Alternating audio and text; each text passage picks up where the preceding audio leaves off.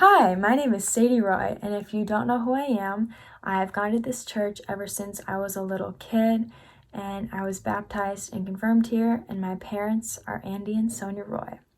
And before quarantine, I worked in the church nursery where I got to know all the little kids and their parents who I miss a lot, and I hope to see sometime soon.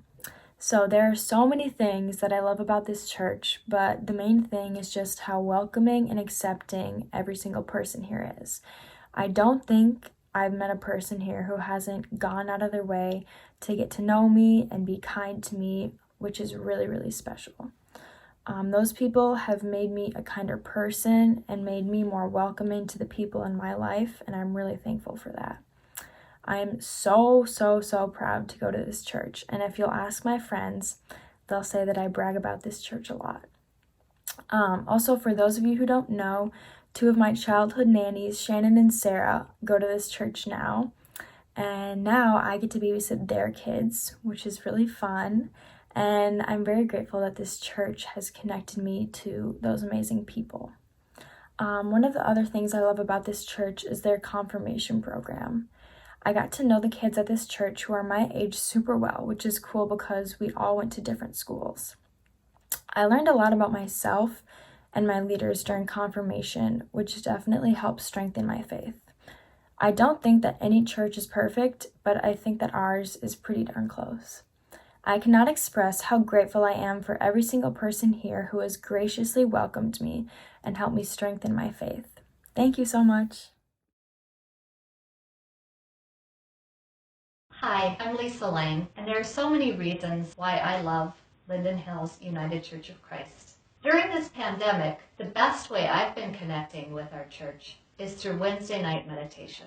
It's been hard to feel connected during a pandemic, but what I've always loved about the meditation on Wednesday night is that a group of people come together and just sit quietly in one another's presence and just let everything go. It's peaceful, calming, and it connects us to that deep place inside where God resides. I've been able to do this during the pandemic on Zoom. And what I love about it is it's not that much different because we close our eyes. We're together in a space and it still feels like we're connected. If you haven't tried Lange's Wednesday night meditation group, I'd highly recommend it. It's a beautiful time to be together and feel connected, especially during this very difficult time.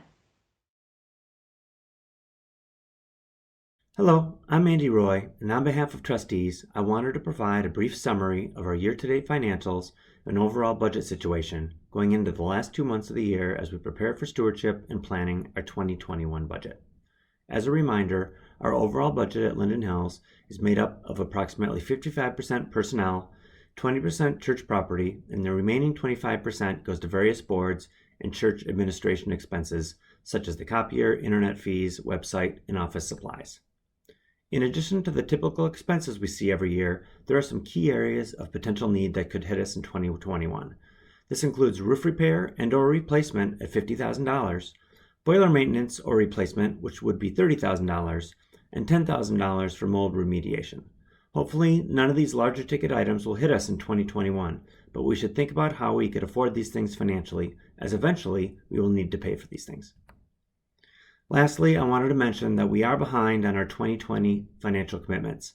Our pledges are below planned by about $12,000 year to date, and other income sources are also down another $12,000. Our plan for Christian Ed and Cabinet to address the income gap are about $20,000 below forecast, although only about $2,000 of that is related to Christian Ed plans to hire a new youth minister.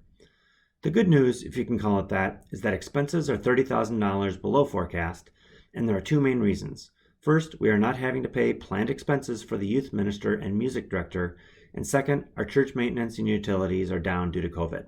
We will likely not have the benefit of these reduced expenses next year. So from Trustees, two things.